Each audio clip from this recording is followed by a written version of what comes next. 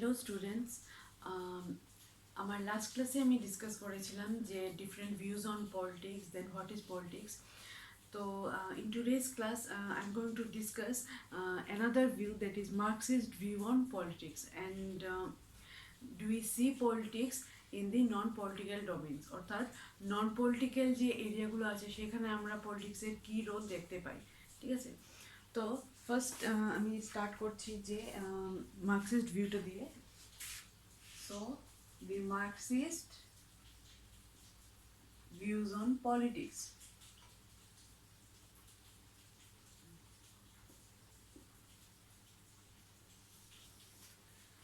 So what is the Marxist view? Marxist view কাদের ছিল? Mainly Karl Marx. উনি একজন মডার্ন পলিটিক্যাল থিঙ্কার, আধুনিক যুগের পলিটিক্যাল চিন্তাবিদ. তো কার্ল মার্কসের আইডিয়া থেকেই মার্কসিস্ট ভিউটা আসে এবং ফাইনালি ওনাকে হেল্প করেন ওনার friend Engels, ENGELS, Marx, Engels, Lenin, Mao, MAO, মাও. তো লেনিন, মাও ওনারা কি ছিলেন? কার্ল মার্কসের ফলোয়ার ছিলেন. তো আলটিমেটলি ওনাদের সবার যে ভিউ ছিল সেটাকে আমরা মার্কসিস্ট ভিউ অন পলিটিক্স বলতে পারি. তো মার্কসিস্ট ভিউ অন পলিটিক্সে কী বলা হচ্ছে যে পলিটিক্স ইকোনমি ছাড়া পলিটিক্সকে বোঝা পসিবল না. অর্থাৎ ইকোনমিক সিস্টেমকে যদি স্টাডি করা না হয় তাহলে পলিটিক্যাল সিস্টেমটা কোনোভাবেই বোঝা সম্ভব না. উনি ওনার থিওরিতে বলেছেন যে ইকোনমিক সিস্টেমটা কি হলো, সেটা হলো substructure. Economic system, it is the substructure, and TRUCTY,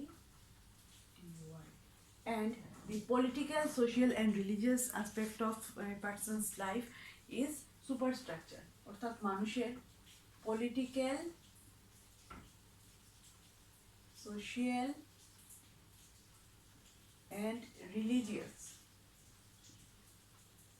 এই যে লাইফের ডিফারেন্ট অ্যাসপেক্টগুলো আছে সেগুলো হলো সুপারস্ট্রাকচার. তো অ্যাকর্ডিং টু কার্ল মার্কস কি সুপার স্ট্রাকচার, STRUCTURE.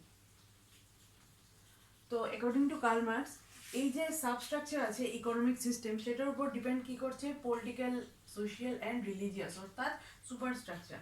এই সাবস্ট্রাকচারের উপর কি ডিপেন্ড করছে? সুপারস্ট্রাকচার. এটা হলো ওনার ফার্স্ট ভিউ. সেকেন্ড ভিউতে উনি কি বলেছেন যে পলিটিক্সটা হলো is a means of class domination. অর্থাৎ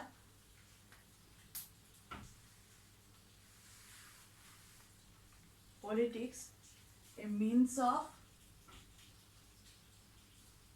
ক্লাস ডমিনেশন. অর্থাৎ পলিটিক্স কি একটা মিডিয়াম বা মাধ্যম যার মাধ্যমে একটা ক্লাস, সোসাইটিতে দুটো ক্লাস থাকে এবং একটা ক্লাস আর একটা ক্লাসকে ডমিনেট করে বা প্রভাবিত করে থাকে. তো এখানে বলা হচ্ছে দুটো ক্লাস হলো কি? Haves and have নটস.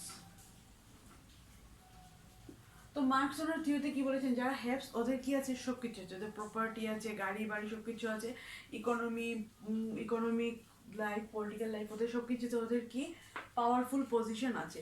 বাট যারা হ্যাভ নটস ওরা কি লেবার ক্লাস মেইনলি, এবং ওয়ার্কিং ক্লাস বা লেবার ক্লাস, এবং ওদের কোনো পাওয়ারই নেই. এবং হ্যাভস যারা ওরা কি রুলিং ক্লাস.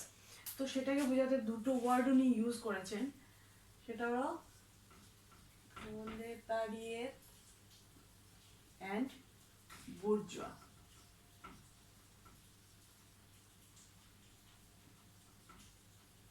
তো bourgeois and proletariat এই যে দুটো ওয়ার্ড উনি ইউজ করেছেন, দুটো ওয়ার্ডের কি মিনিং? bourgeois মানে কি? হ্যাভস গ্রুপ, অর্থাৎ যারা রুলিং ক্লাস, অ্যান্ড proletariat মানে লেবার বা ওয়ার্কিং ক্লাস, এবং ওদেরকে হ্যাভ নটসও বলা হয়. অর্থাৎ এই গ্রুপের কোনো পাওয়ার নেই, কোনো সোশ্যাল স্ট্যাটাস নেই, ওদের এডুকেশন ফেসিলিটি নেই, ওদের প্রপার্টি নেই, কোনো কিছুই নেই. তো এটা কি বলেছেন কার্ল মার্কস যে এই সিচুয়েশনটা কখন পসিবল? যখন পলিটিক্স হবে, এবং পলিটিক্সটা কোন জায়গাতে হবে? In a capitalist state. Capitalist state বলতে কি মেইনলি প্রাইভেট ওনারশিপ, অর্থাৎ কিছু হ্যান্ডফুল মানুষ, কিছু কয়েকজন মানুষ মিলে কী করে এন্টায়ার কান্ট্রির ইকোনমিকে কন্ট্রোল করে, অ্যান্ড যারা কন্ট্রোল করবে, যাদের পাওয়ার থাকবে তারাই শুধু প্রপার্টি রাখতে পারবে, অন্য পিপুলদের প্রপার্টি থাকবে না। তো এই সিস্টেমে কি হয়, এই যে গ্রুপটা, এই গ্রুপটা কি করে হ্যাভ নটসদেরকে বা প্রতারিতকে ডমিনেট করে বা ইনফ্লুয়েন্স করে। দেন নেক্সট পয়েন্টে কি বলেছেন মার্কস, কার্ল মার্কস বলেছেন যে politics is a class struggle. Politics is a class struggle.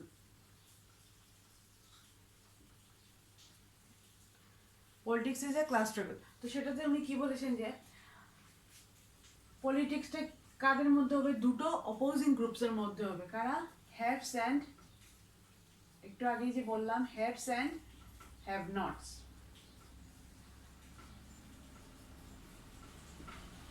So politics is a class struggle between two opposing classes, অর্থাৎ দুটো বিপরীতধর্মী ক্লাসের মধ্যে কি হবে, পলিটিক্সটা চলতে থাকবে। এবং দুটো ক্লাস কি কি, হ্যাভস অ্যান্ড হ্যাভ নটস। আর উনি কি বলেছেন যে এই স্ট্রাগলটা মেইনলি কিসের বেসিসে হবে, প্রাইভেট ওনারশিপ। তার মানে যাদের কাছে প্রপার্টি থাকবে ওরা পাওয়ারফুল থাকবে, এবং যাদের প্রাইভেট প্রপার্টি থাকবে না ওরা পাওয়ারলেস থাকবে, পাওয়ার থাকবে না ওদের। এবং এই প্রাইভেট প্রপার্টির উপরে বেস করে এই ডিসক্রিমিনেশনটা স্টার্ট হবে। ফাইনালি কি হবে, যে প্রোলেটারিয়েট বা ওয়ার্কিং ক্লাস, যে ওরা কি করবে, রিভলিউশন করবে।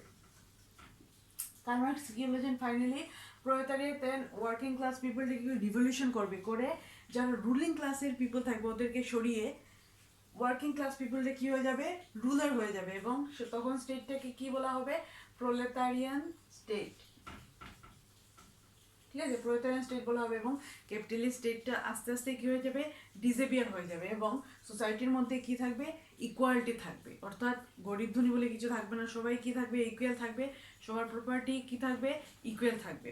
এবং কোনো ডিসক্রিমিনেশন থাকবে না, কোনো গ্রুপ কোনো গ্রুপকে ডমিনেট করতে পারবে না। তো আলটিমেটলি যখন প্রোলেটারিয়ান স্টেট এস্টাবলিশ হয়ে যাবে তখন সোসাইটিতে কি হবে, পিসফুল সোসাইটি হবে। তো দ্যাট মিনস কি, পলিটিক্স কি, যেমন আমরা পড়লাম যে Marxist view, then Greek view and modern view. তো এই তিনটা পড়ার পর বুঝতে পারি যে পলিটিক্সের যে ডমিনেশন বা যেটা পলিটিক্সের যে ডোমেইন বা এরিয়া, সেটা শুধু স্টেট অ্যান্ড গভর্নমেন্ট না, অর্থাৎ স্টেট অ্যান্ড গভর্নমেন্টের বাইরেও পলিটিক্স অনেক কিছু নিয়ে ডিল করে। এবং সোশিয়াল চেঞ্জের একটা ইনস্ট্রুমেন্ট হলো কি, পলিটিক্স। পলিটিক্স কী করে আমাদের লাইফের বিভিন্ন দিককে কন্ডিশন করে রাখে, বা আমাদের লাইফের বিভিন্ন আসপেক্টকে ফুলফিল করে কে, politics. Now next topic is politics in non-political domain। অর্থাৎ নন পলিটিক্যাল মানে কি, অর্থাৎ পলিটিক্স ছাড়া যেগুলো এরিয়া আছে, ডোমেন বলতে পার্টিকুলার কোনো এরিয়া বোঝায় বা বিষয়, সাবজেক্ট ম্যাটার বোঝায়। অর্থাৎ নন পলিটিক্যাল যেগুলো এরিয়া বা সাবজেক্ট আছে সেখানে আমরা পলিটিক্সের কী রোল দেখতে পাই। তো তোমাদের টেক্সট বুকে আছে যে do we find politics seemingly in non political domains, যে নন পলিটিক্যাল ডোমেইনসে আমরা পলিটিক্সের কোনো রোল দেখতে পাই কি না। তো আনসারটা কি, answer is yes, we can see politics in the non-political domains। আমরা কি নন পলিটিক্যাল ডোমেইনসেও পলিটিক্সে অনেক ইম্পর্টেন্ট রোল দেখতে পাই। নাও দি কোয়েশ্চেন ইজ হাউ। তো নাম্বার ওয়ান, ফার্স্ট আমি বলতে পারি যে ফার্স্ট আমরা কি আমাদের পার্সোনাল লাইফে আমরা পলিটিক্সের একটা ইম্পর্টেন্ট রোল দেখতে পাই। কিভাবে, যেমন ধরো গভর্নমেন্ট অফ ইন্ডিয়া কি পাস করেছে, ল পাস করেছে, সেই লর মধ্যে কি ছিল যে ডোমেস্টিক ভায়োলেন্সকে একটা ক্রাইম হিসেবে মানা, অর্থাৎ ঘরে যে মেয়েদের উপর নির্যাতন করা হয়, মারপিট করা হয়, সেটাকে কি একটা ক্রাইম হিসাবে দেখা হয়। এবং সেটা কি কিসের আন্ডারে আসে, ডোমেস্টিক ভায়োলেন্স অ্যাক্ট। একটা কবে হয়েছিল, 2005-এ। তো 2005-এ যে একটা হয়েছিল ডোমেস্টিক ভায়োলেন্স অ্যাক্ট, সেটাতে কি বলা হচ্ছে যে ঘরের মধ্যে ওয়াইফের উপরে বা মেয়েদের উপরে যদি কোনো ধরনের ফিজিক্যাল টর্চার করা হয় সেটাকে ক্রাইম হিসেবে গভর্নমেন্ট অফ ইন্ডিয়া মানবে। এবং ক্রাইমসের এগেনস্টে পানিশমেন্ট দেওয়া হবে। তো কি দেখতে পাই যে আমরা পার্সোনাল লাইফে আমাদের কি পলিটিক্স অনেক বেশি ইনফ্লুয়েন্স করছে। দেন সোশ্যাল লাইফে যদি দেখি যে according to Hindu marriage act যে মেয়েরা 18 ইয়ার্সের পরই বিয়ে করতে পারবে অ্যান্ড ছেলেরা 21 ইয়ার্সের পর বিয়ে করতে পারবে। এটা ম্যারেজ এজ ফিক্সড করা আছে according to Hindu marriage act. Then ডাউরিকেও একটা ক্রাইম হিসেবে মানা হয় যে যৌতুক যদি কেউ দেয় সেও ক্রাইম করছে, যদি কেউ নিয়ে নেয় যৌতুক তাহলে সেও ক্রাইম করছে, এবং সেটাকে অ্যান্টি ডাউরি অ্যাক্টের আন্ডারে নেওয়া হয়েছে। তো এই যে অ্যাক্টগুলো আছে সেগুলো কি আমাদের সোসাইটির বিভিন্ন রিলেশনশিপকেও এফেক্ট করছে, এবং যদি কেউ এগুলো না মানে তাহলে কি গভর্নমেন্ট রিজনেবল স্টেপসগুলো ওরা নিতে পারবে। দেন আরও অনেকগুলো এরিয়াতে আমরা পলিটিক্সের রোল দেখতে পাই, যেমন ধরো এনভায়রনমেন্ট রিলেটেড ইস্যুস, যেমন ফ্যাক্টরি অ্যাক্ট বা prevention of water pollution act, then prevention of air pollution act আর prevention of environmental pollution act. এই যে বিভিন্ন অ্যাক্টগুলো ইন্ট্রোডিউস করা হয়েছে, সেই অ্যাক্টগুলো কিসের জন্য ইন্ট্রোডিউস করা হয়েছে, যাতে এনভায়রনমেন্ট বা আমাদের যে পরিবেশ আছে সেই পরিবেশকে যাতে রক্ষা করা যায়, নেচারকে যাতে রক্ষা করা যায়। তো গভর্নমেন্ট অফ ইন্ডিয়ার জন্য কী করেছে, বিভিন্ন ধরনের অ্যাক্ট বা বিভিন্ন ধরনের ল কী করেছে ওরা পার্লামেন্টে পাস করেছে, যাতে কমন পিপলরা সেটাকে মানে। যেমন এখন আমরা দেখতে পাচ্ছি লকডাউনের জন্য অনেক ঘরে যার জন্য পলিউশন লেভেলটা অনেক কমে গেছে অল ওভার ওয়ার্ল্ডে। তো আমরা বলতে পারি যে পলিটিক্স কী করে এনভায়রনমেন্ট রিলেটেড বিভিন্ন ইস্যু নিয়েও ডিল করে, যাতে আমাদের আশেপাশের যে নেচার বা এনভায়রনমেন্ট সেটাকে আমরা প্রোটেক্টেড ওয়েতে রাখতে পারি। দেন আর আমরা কী পয়েন্ট বলতে পারি, যেমন পলিটিক্স কী করে সোসাইটির রিকোয়ারমেন্ট হিসাবে বিভিন্ন ধরনের চেঞ্জেস কী করে টাইম টু টাইম নিয়ে আসে।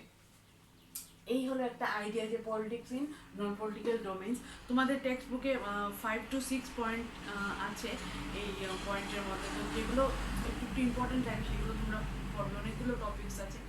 দেন পলিটিক্স কী করে ওমেনদের জন্য স্পেশাল কিছু লস বানিয়েছে, যে ওমেনদের এগেনস্টে যদি কোনো ক্রাইম হয় বা প্রপার্টিতে ওমেনদেরও শেয়ার থাকতে পারবে, অর্থাৎ যারা ডটার আছে ওদেরও ছেলেদের মতো মেয়েদেরও কি প্রপার্টিতে শেয়ার থাকতে পারবে। বা ওমেন অ্যাট ওয়ার্কপ্লেসে যে ওমেনদের হ্যারাসমেন্ট হয় সেটার জন্য ওরা গভর্নমেন্টের কাছে গিয়ে হেল্প চাইতে পারে বা ওরা কেস ফাইল করতে পারে, এবং যারা ক্রাইম করবে ওদেরকে পানিশমেন্ট দেওয়া হবে। দেন যারা উইকার সেকশন আছে সোসাইটি, যেমন SC ST, ওদের জন্য কি করেছে গভর্নমেন্ট স্পেশাল কিছু প্রভিশন রেখেছে, এবং আমাদের কনস্টিটিউশনে কি আছে আর্টিকেল 17 আছে, যেটা কি বলে অ্যাবলিশন অফ আনটাচেবিলিটি, অর্থাৎ আনটাচেবিলিটিকে আমাদের কনস্টিটিউশন থেকে বলা হচ্ছে যে আনটাচেবিলিটি সোসাইটিতে থাকতে পারবে না। আনটাচেবিলিটি মানে কি, যে এই যে অস্পৃশ্যতা বোধ যে মানুষের মধ্যে ছিল আগে অনেক বেশি ছিল, যে একজন আপার কাস্টের পিপলরা লোয়ার কাস্টের পিপলকে ছোবে না, ওদের জাত চলে যাবে, এইসব যে ছিল সেই সিস্টেমকে আনটাচেবিলিটি বলা হতো। এবং আর্টিকেল 17 কি বলা হচ্ছে যে অ্যাবলিশন অফ আনটাচেবিলিটি, অর্থাৎ সোসাইটির মধ্যে এই যে আনটাচেবিলিটি আছে সেটা যদি কেউ মানে তাহলে সেটা কী হবে, ক্রাইম হবে, এবং সেটাকে পানিশমেন্ট দেওয়া হবে যে মানুষ এইসব জিনিস করবে। তো এইভাবে কি হচ্ছে পলিটিক্স কন্টিনিউয়াসলি বিভিন্ন রিফরমেশনের মাধ্যমে কি করছে আমাদের সোশ্যাল, পলিটিক্যাল, ইকোনমিক এবং বিভিন্ন আমাদের রিলিজিয়াস লাইফ সব কিছুকে কী করছে ওরা এফেক্টেড করছে। তো সেই জন্য বলা যেতে পারে যে পলিটিক্সকে আমরা নন পলিটিক্যাল এরিয়াতে অনেক বেশি দেখতে পাই। ইনফ্যাক্ট পলিটিক্সের রোলটা অনেক বেশি বিভিন্ন অ্যাসপেক্ট অফ লাইফে। নাও লাস্ট টপিকটি কি, যে পলিটিক্স অ্যান্ড পলিটিক্যাল সায়েন্সের মধ্যে মেইন ডিফারেন্সটা কি। তো আমরা কি পড়ি যে politics is all about state and government and political science is a study of state and government. হ্যাঁ, এটা ঠিক, বাট কি হয় পলিটিক্যাল সায়েন্স মেনলি কি স্টাডি করে যে স্টেট অ্যান্ড গভর্নমেন্ট কীভাবে চলবে সেটা বলে দেয় পলিটিক্যাল সায়েন্স, বাট অ্যাকচুয়াল সিচুয়েশনে কী হবে সেটা পলিটিক্স ডিটারমাইন করে। সাপোজ একটা থিওরি লেখা হলো যে সোসাইটি এইভাবে চলবে, সেটা পলিটিক্যাল সায়েন্সের কাজ, বাট সেই সময় সোসাইটির রিকোয়ারমেন্ট কি সেই হিসেবে ডিসিশন নেওয়া হলো পলিটিক্সের কাজ। তো পলিটিক্স মেনলি কী করে কারেন্ট অ্যাফেয়ার্স নিয়ে ডিল করে, অর্থাৎ প্রেজেন্টলি কী হচ্ছে সোসাইটিতে সেটাই হলো পলিটিক্সের মেইন বিষয়।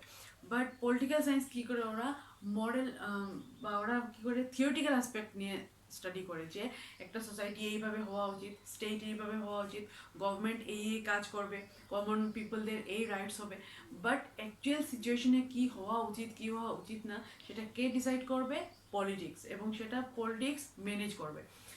লাস্টলি কি হয়, পলিটিক্সটা কি মরাল ইস্যুর উপর বেসড, যে কোনটা ঠিক কোনটা ভুল এইসব জিনিসের উপর বেসড। বাট পলিটিক্সটা কি কনভিনিয়েন্সের উপর বেসড, অর্থাৎ সিচুয়েশনের ডিমান্ড অনুযায়ী পলিটিক্স কি করে ঠিক ভুলটা বিচার করে, যে এখন সোসাইটির জন্য কোনটা ঠিক, পরে কোনটা ঠিক হবে, আগে কোনটা ঠিক ঠিক ছিল। তো এই যে জিনিসগুলো সোসাইটির প্রেজেন্ট কন্ডিশনের উপর বেস করবে সেগুলো পলিটিক্সের আন্ডারে আসবে। অ্যান্ড যেগুলো অলরেডি থিওরিটিক্যাল ওয়েতে লেখা থাকবে এইভাবে হওয়া উচিত, মানে মডেল থিওরিটিক্যাল, সেগুলো পলিটিক্যাল সায়েন্সের আন্ডারে আসবে। তো স্টুডেন্টস, আজকে ক্লাস এতটুকুই পর্যন্ত। তোমাদের নেক্সট ক্লাস থেকে আমি ইম্পর্টেন্ট টপিকগুলো স্টার্ট করবো। এই চ্যাপ্টারের মেইন টপিকগুলোই হচ্ছে যে পলিটিক্যাল সায়েন্সের স্কোপ এন্ড নেচার কী, পলিটিক্যাল সায়েন্স কী, তারপর পলিটিক্যাল সায়েন্সের অ্যাপ্রোচগুলো কী, কেন আমরা পলিটিক্যাল সায়েন্স পড়বো, বা পলিটিক্যাল সায়েন্স সায়েন্স না আর্টস, এই যে ইম্পর্টেন্ট কোয়েশ্চেনগুলো আছে সেগুলো আমরা চ্যাপ্টারের নেক্সট পার্টে দেখতে পাবো। তো এতটুকু পর্যন্তই ক্লাস থাকলো। তোমাদের যদি কোনো কনফিউশন থাকে, কোনো টপিক, কোনো ডাউট থাকে, তাহলে তোমরা কমেন্ট বক্সে সেটা লিখবে, তাহলে আমি নেক্সট ক্লাসে সেটা আবার বুঝিয়ে দিতে পারবো। তো সবাই ঘরে থাকো, সেফ থাকো, অ্যান্ড থ্যাংক ইউ।